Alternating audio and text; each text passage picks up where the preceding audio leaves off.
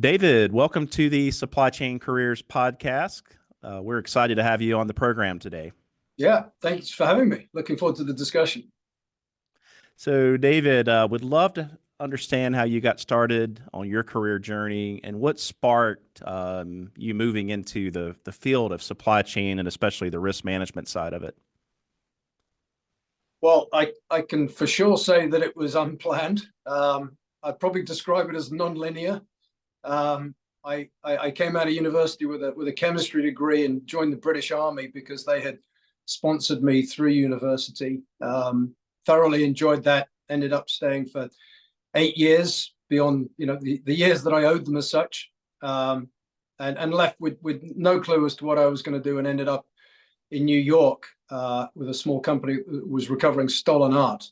And it turned out that was actually a data and information business back in the days when databases weren't really, no one really knew what they were. And that led to a series of startups that I had a lot of help with. And all of them were around data and risk and analytics. And it evolved in many ways the way that technology has evolved and have crossed a number of different industries, ending up most recently in supply chain. Wonderful.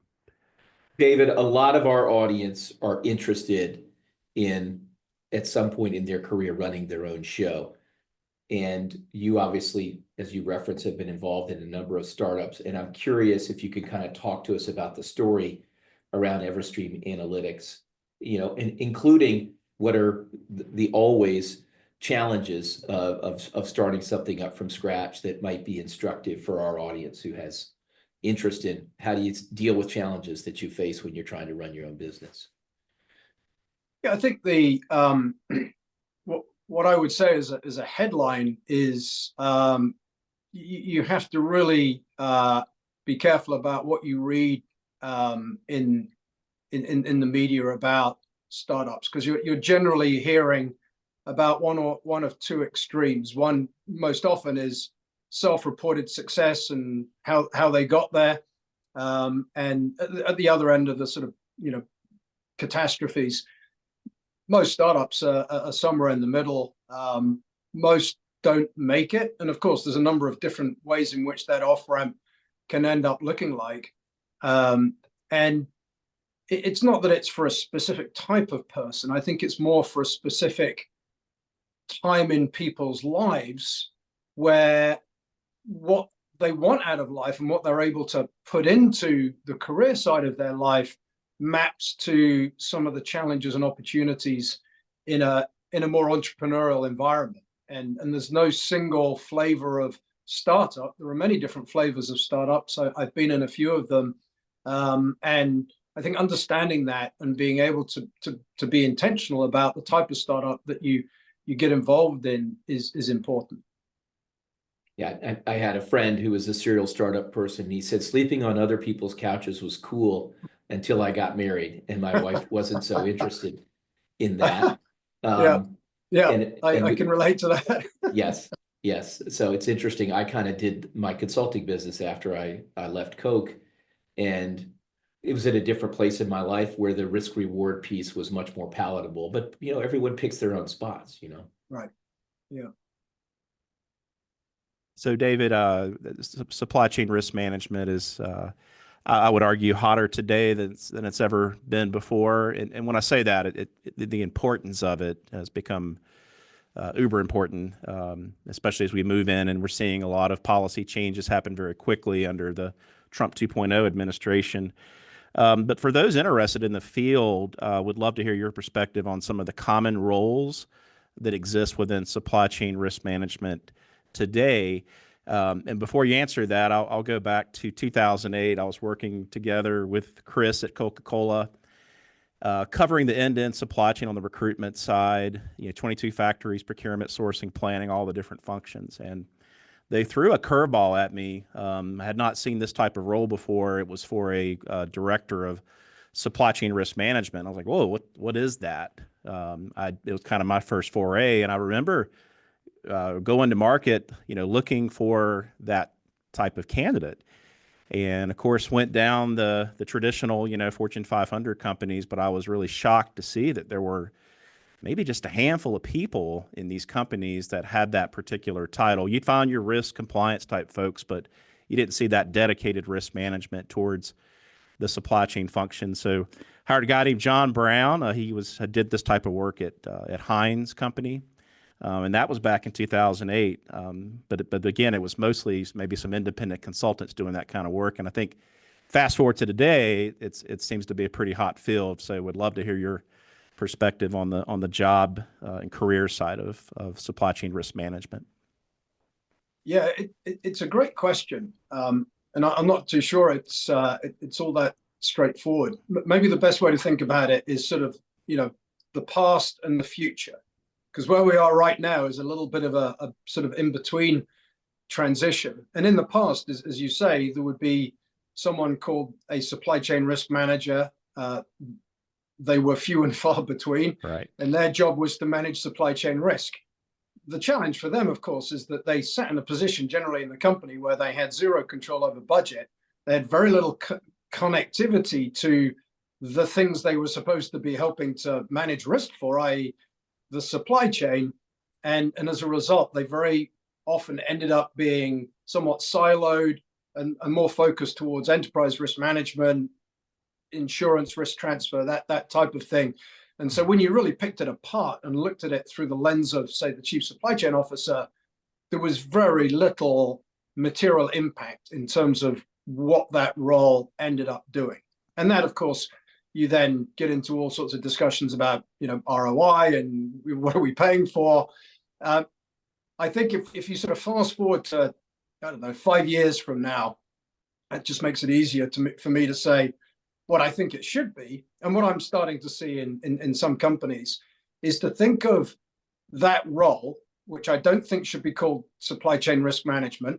Maybe it has to be just because, but it should be thought as an enabling and a communication role. And that person or that group or that center of excellence, whatever it is, should be the connective tissue between supply chain management functions and the world of risk. And the world of risk might be external data sets, or it might be internal, because there's a lot of internal risk management around enterprise risk management.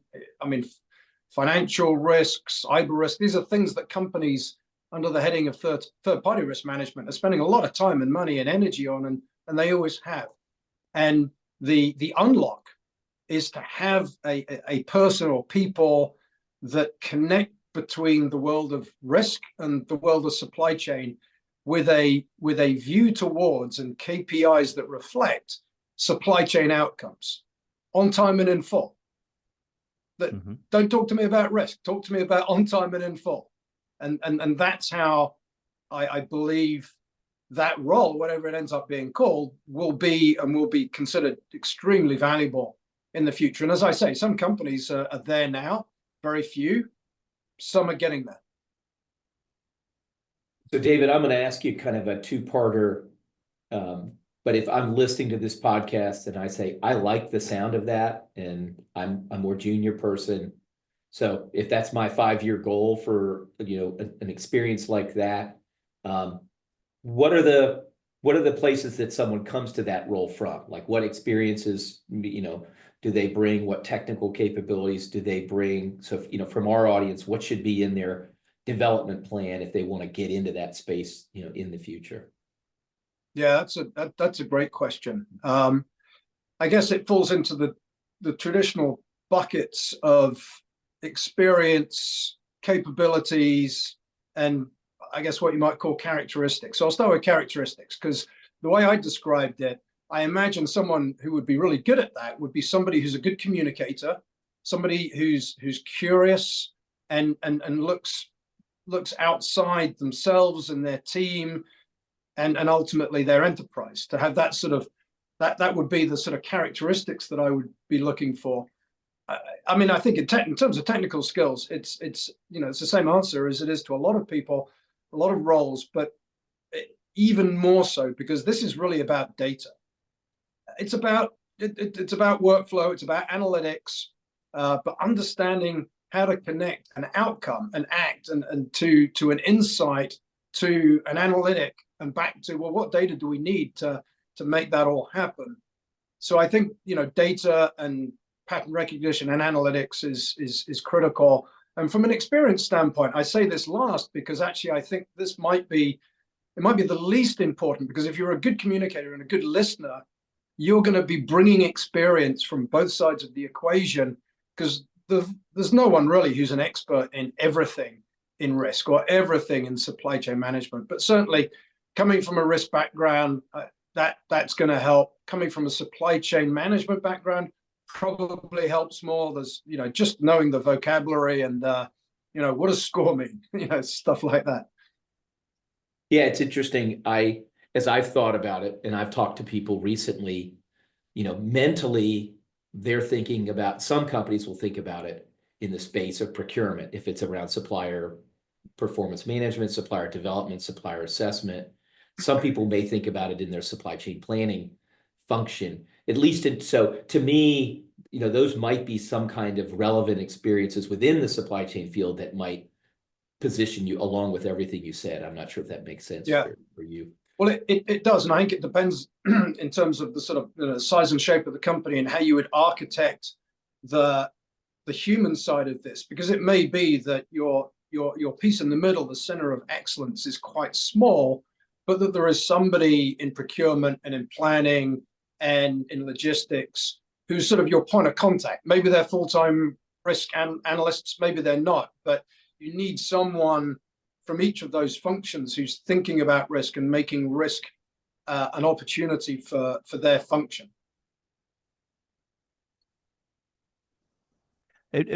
David, when you think about industries, I like to look through the lens of you've got your shippers and service providers, so manufacturer, retail, wholesale, distribution, and then a whole slew of service providers, including Everstream Analytics. Where do you see companies, when you look through those different lenses, who are investing, heavily into risk management, or potentially hiring people into their departments, or is it all of the above? So I think that you're going to have a different flavor of that depending upon where you are in the supply chain functionally. It's quite different if you're thinking about commodity risk versus, say, final mile delivery. Risk is important in all of that, but the way the data you need, the way the data is being processed, and just, for example, the dynamism of it, because if you're in logistics planning, you need very dynamic insights. That's going to be different if you're in the realm of, say, network design. So there are different approaches, different skill sets depending upon the function. And that's also going to vary from industry to industry. You're going to have a different approach in sort of food and beverage CPG than, say, automotive or life sciences. A lot of it's the same, but 80-90% is the same. But that last 10-20% is really important to get right, both on a functional basis and on a sector basis. That makes good sense. Well, David, as we talked warming up, clearly, the risk barometer, I guess, in the grand scheme of things is high right now, relative to the last 10 years. You live in the field, kind of signal to noise, when you're talking closely to people, what are the risks you say, these may be getting a lot of news, but you need to keep an eye on these as well? Or are there a few that you really say, I want to make sure if I'm talking to clients, they're really focused on these things? So, sure. And I can go down that list, but I'll always preempt and caveat this with, you really don't know what's going to happen. So if anyone walks into the room and sounds convinced that they know what's going to happen, or even close to that, I would treat that with some caution. Not to say that we shouldn't analyze this as much as we can, but particularly on the geopolitical stage, things can change very quickly and in a very unexpected way. If you look at, so the last 12, 18 months of geopolitical fault lines, whether it's Ukraine or Gaza, the Red Sea, Syria, it's actually quite hard to find an expert who predicted that. Not that it wasn't a risk, but the time and place and way in which it happened, very few people foresaw that. So I think the other thing I'd say, just in general terms, is it's really useful, I think, to understand the dynamics of risk, because if you can categorize it less so by what people generally call it, but more so by how severe is it likely to be, how likely is it likely to be, and these are things that people often talk about, but I think also how easy is it to predict and how quickly can it change, because I think that's where people quite often get tripped up, because they've done all of their risk assessment, but if you treat every risk the same in terms of how quickly it might change and your ability to see and sense that change, that generally is the blind spot. So with that as preamble, I'll talk about geopolitics, I'll talk about trade, I'll talk about weather, I'll talk about cybercrime, and in all of those you can see different dynamics in terms of the likelihood, the severity, and the ability for people to actually see how things are changing. Well, you sound a little bit like you're walking through an FMEA there, and you could correct me if I'm wrong, but I'm going to go off script and ask you a question. If you're advising reasonably large clients and you're trying to make a case to say how much of their share of mind this should get, what kind of coaching do you give people? They're running an intense business. I heard somebody say you were typically running 3 years, closing last year, working on this year, planning next year. Where should this fit in with somebody's share of time and mind? Yeah, it's a really good question, because I think that is where we lose focus.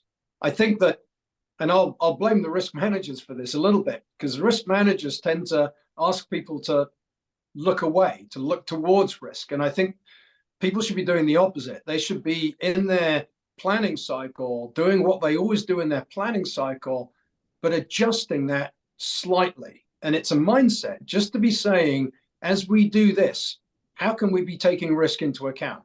And that could be whether it's network design, network planning, shipment planning, supply. And I think, to your earlier point, in and around procurement, I think that's done more than a lot of other functions. The idea of supplier risk is pretty well embedded in CPO organizations. Many could do it better, but they're at least they're thinking about it. No one's going to onboard a supplier without thinking about risk.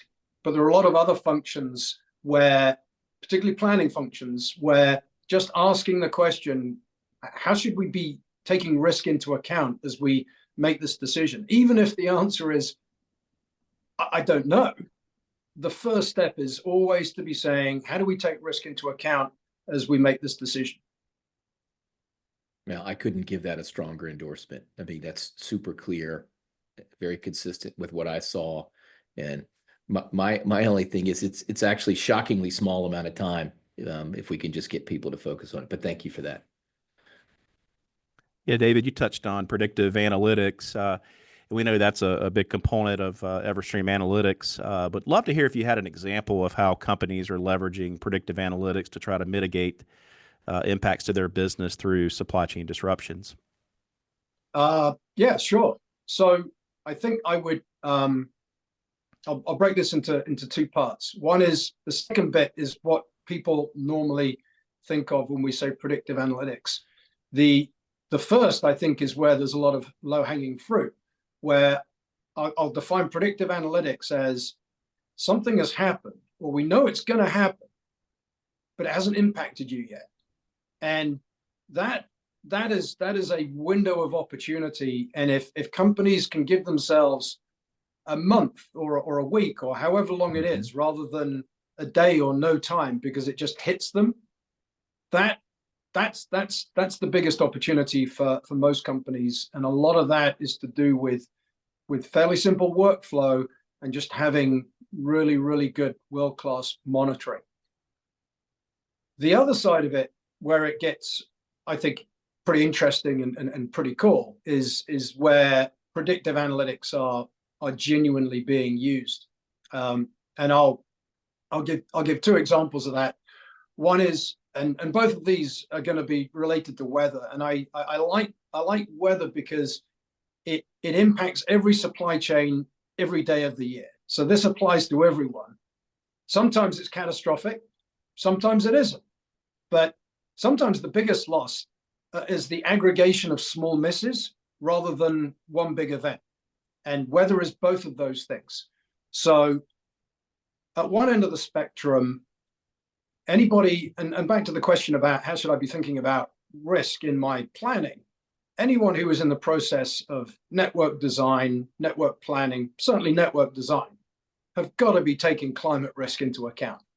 And sure, it's an art as well as a science, but to understand at least the relative risk of things like flood, high wind, drought, all of the things associated with climate change, it's now possible to put scores on every location in your supply chain and understand what is the likelihood that I'll have water to run this facility in 5 years' time or 10 years' time, because that's the horizon I'm looking at as I think about my network design.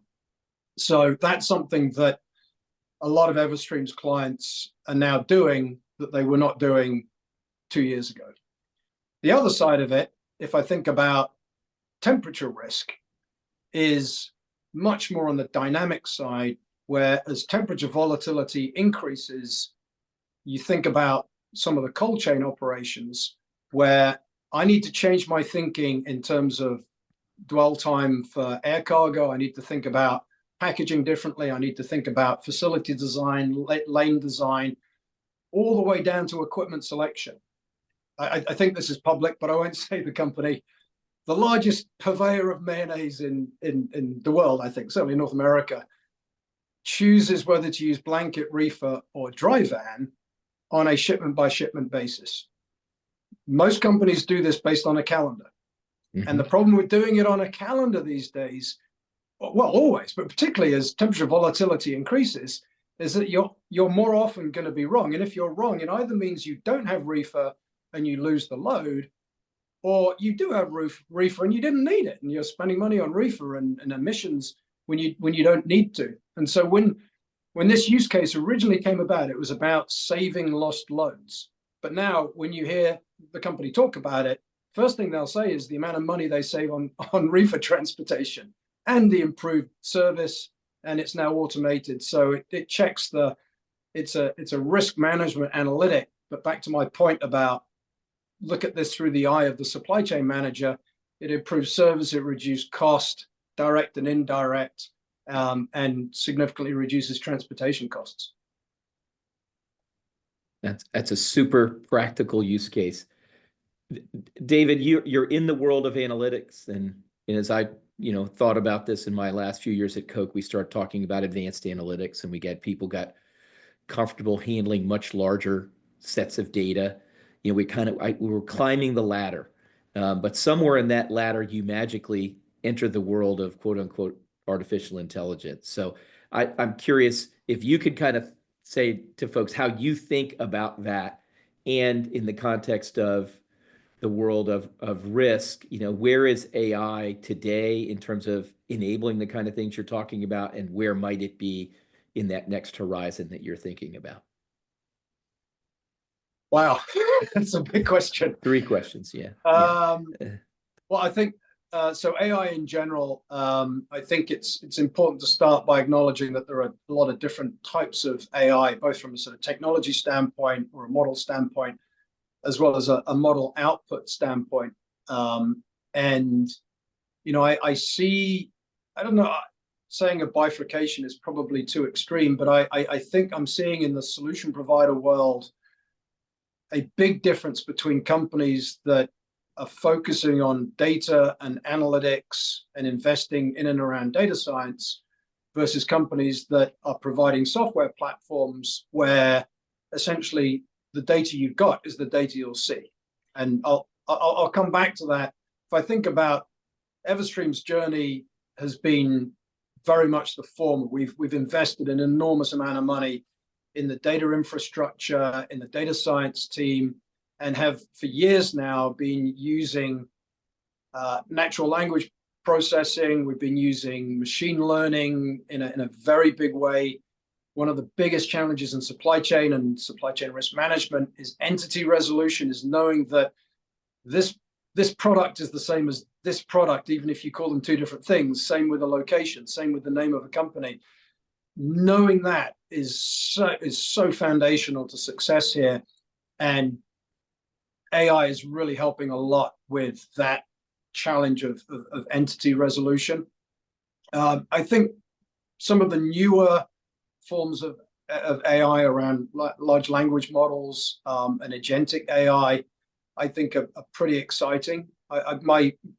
If there's any hesitation in my voice, it's not because of the technology. I think it's to do with our capability to actually use the technology, and much of that comes down to the extent to which a company and a company's partners have got their arms around the data and have learned more about the data and can trust the data. Because by feeding data that you're not sure about into these models can really send you in the wrong direction and set you back. If the output from a model is received by an expert who knows the answer and it's wrong, you've really set yourself back a long way.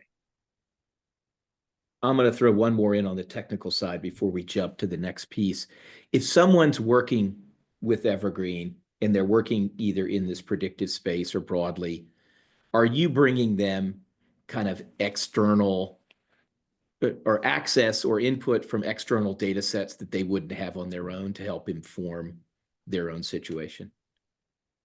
Yeah, a big part of Everstream's value is that data that a company would not have on their own. And it falls into two buckets. One is network data. So Everstream has been collecting and analyzing network data for 17 years, so has a very good view on global networks, adding to that every day.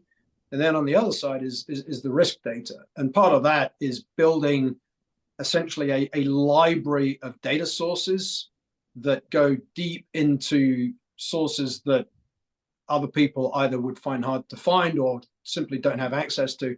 And then there's the historical data, both in terms of what happened, but just as important, the impact of that, and being able to build that into the predictive models. So it would be very difficult for the largest company in the world to build this if they had access to the data. So it's a pretty big part of Everstream's differentiation. And David, as a follow-up, and you mentioned network design, and I think of network modeling, and is your tool more of a standalone, or is it integrating with tools like a LlamaSoft? If I'm out doing, using Supply Chain Guru, does it integrate, right, or yeah.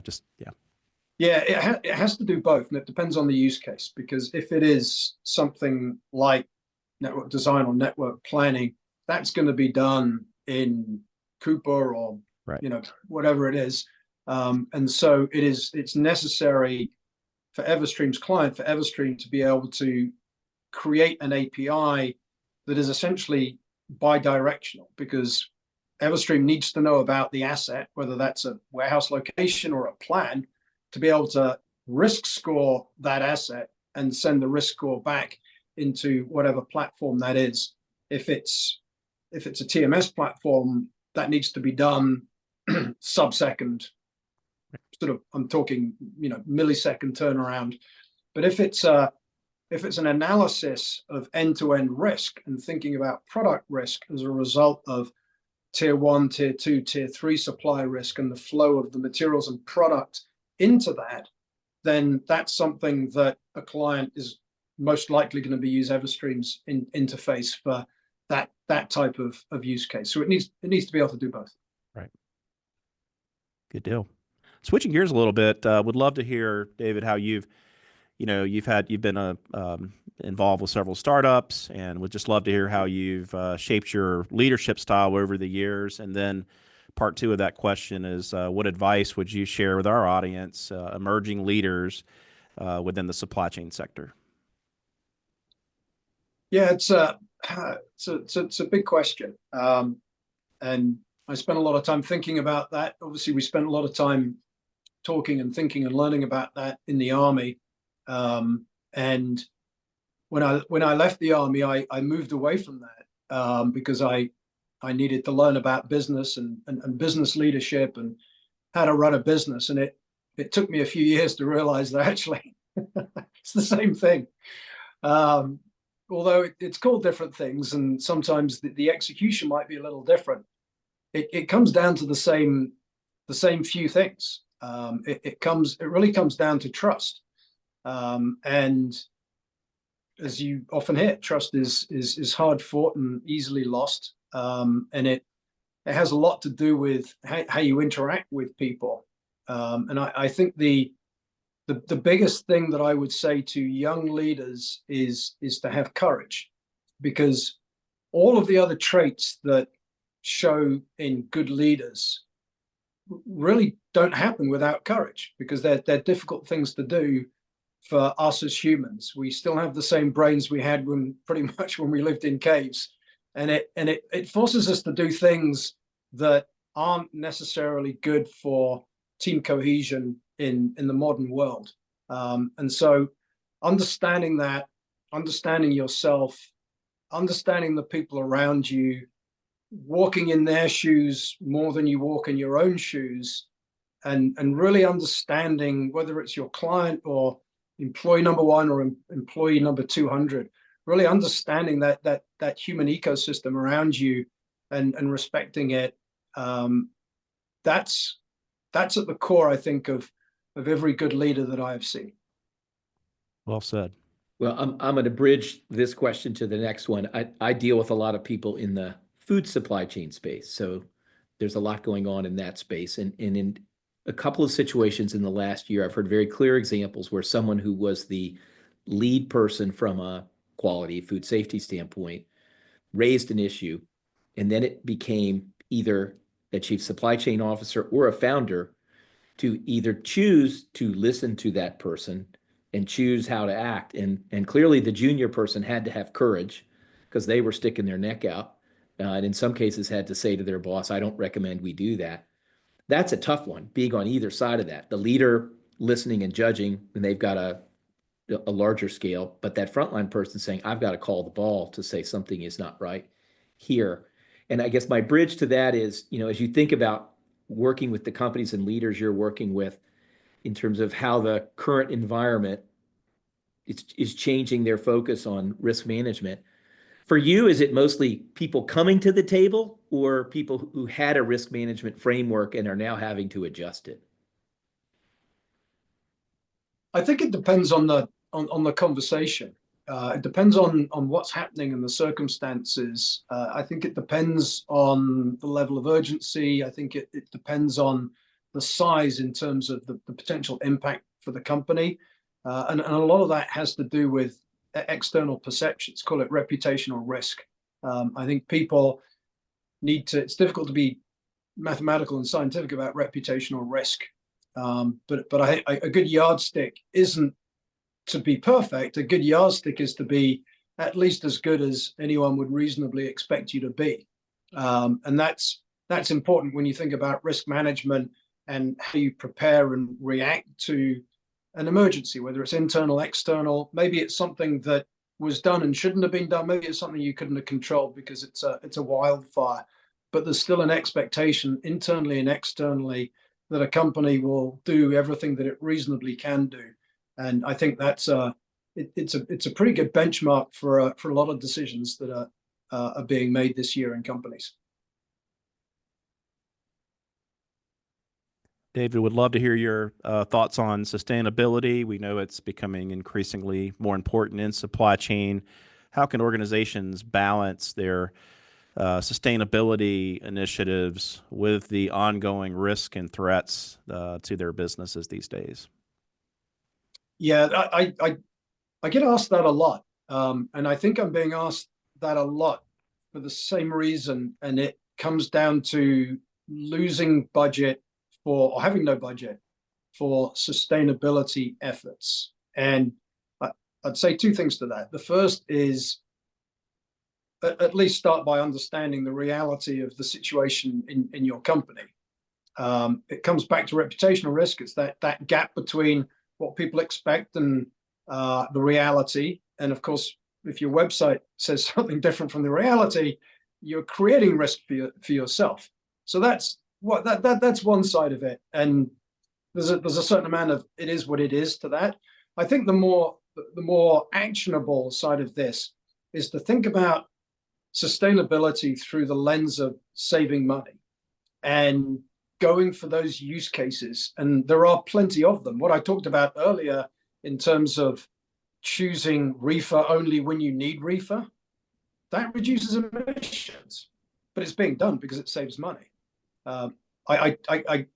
I found myself talking to a lot of people about warehouses and emissions associated with warehouses, or at least power consumption in warehouses, as people think about solar and wind. And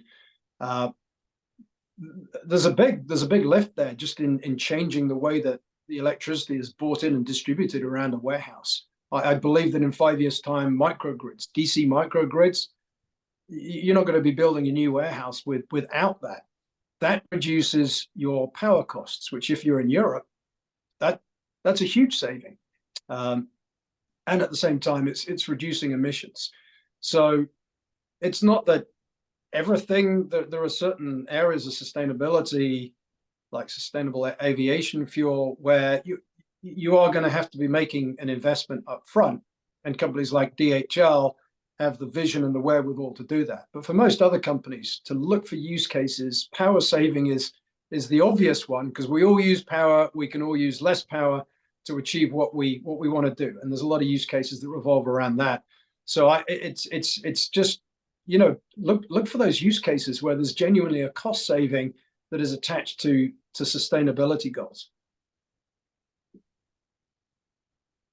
David, last question for me. You're obviously being an entrepreneur, running a business, you're innovating in a field that's changing very rapidly. What are you most excited about? I could say what keeps you up at night, but I'm really curious about what are you excited about how the innovation in the field may shape, how things look over the next few years. Yeah, I'm excited about two things. One is technical, and that is the role that the AI will play in allowing companies to see and assess and act on risk throughout their end-to-end supply chain. It's an enormous unlock for every single company, and that's going to happen.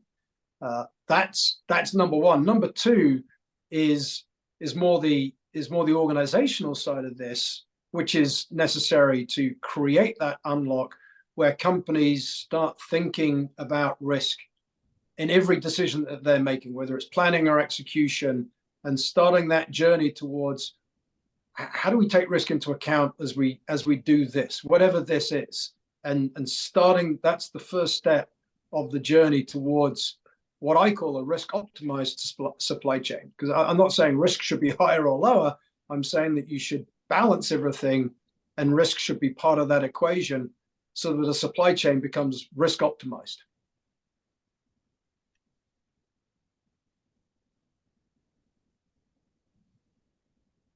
See, we've got 15 minutes. I can certainly do the closing, but is there anything that you thought of, David, that we should ask? I know in the very beginning, we're seeing these tariffs are coming into play at full speed. Do you want to maybe speak to that, like what could be the potential impacts, or do you?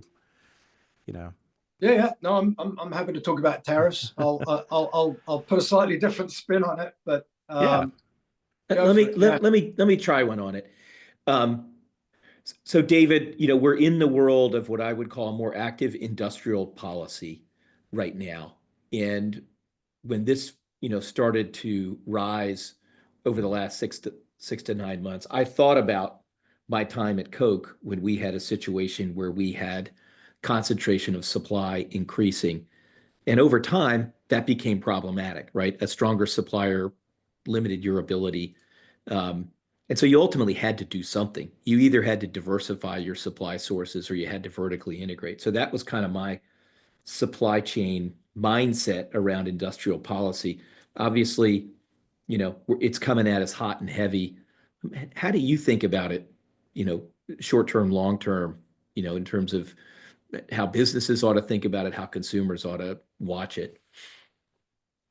Yeah, I think industrial policy, as you say, is top of mind for everyone right now. Consumers, politicians, supply chain managers, everyone. And I think the risk there, I think there's a risk and there's an opportunity. So I think that the risk is that becomes overwhelming to the point that other factors that should be in the mix either are lost or are under indexed. So I think it's critical that companies continue to be data driven so that they're looking at the actual rather than the perceived. And that means that if you're making a decision about your network based upon trade policy, that's okay, but consider all of the other factors as well, all of the other cost factors, total landed cost, and companies are still doing that, but consider the risk factors as well. And the risk factors have to go beyond supplier risk management. They have to look at sub-tier suppliers, they have to look at logistics networks, they have to look at intralogistics hubs, the entire network. And the second thing I'd say is and this is, I think of this as an opportunity. I think this is going to force or should force a lot of companies to get much more granular and global about their understanding of their supply chain network. It is because understanding that in detail, knowing the exact location of your and your trading partners' networks that you rely upon is not just good practice in terms of understanding the impacts of trade policy.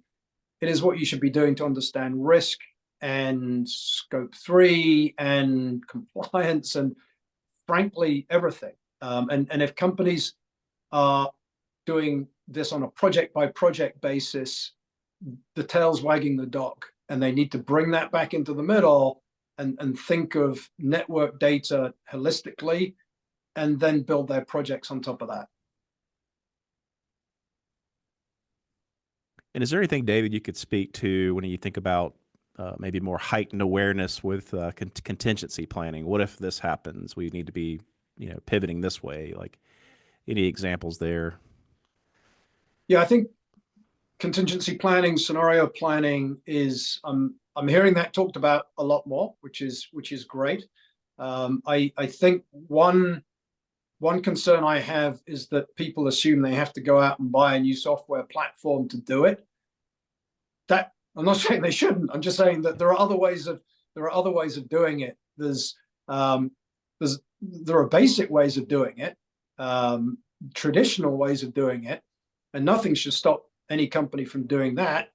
And then there are what I would call more sort of off-the-shelf systems that are very, very powerful for doing that type of scenario planning. There are many, many different flavors of it, but it is in some way, shape, or form. It's the same as asking in every decision, how should we take risk into account? Is changing that question slightly and saying, well, what could happen? What might go wrong? What might change? And trying to get to not answering everything, but trying to get to the things that might change that would be most impactful for the business. That's a great perspective. All right. Well, I'll close it out, and unless there's anything else. No, I mean, I'll say this, David. I love this topic. Being a supply chain geek myself, I think it's, if you're listening to this and you say, my team, my company is not spending enough time and focus on this, you're probably right. But hopefully the dialogue today helps spur some people to think about a next action. Yeah. Amen. Thank you. Mm-hmm. All right. So I'll do the closing. So, David, for our audience that's listening and is interested in learning more about the topic of supply chain risk management and your company, Everstream Analytics, where should they go? So 2 places. One is LinkedIn. I'm pretty easy to find. I post about risk most days. Yep. The other is the Everstream website, which is everstream.ai, not .com, everstream.ai. Wonderful. Well, David, thank you so much for joining us today on the Supply Chain Careers podcast. sharing your unique career journey and insights with our audience. It's my pleasure. Thank you very much for the conversation.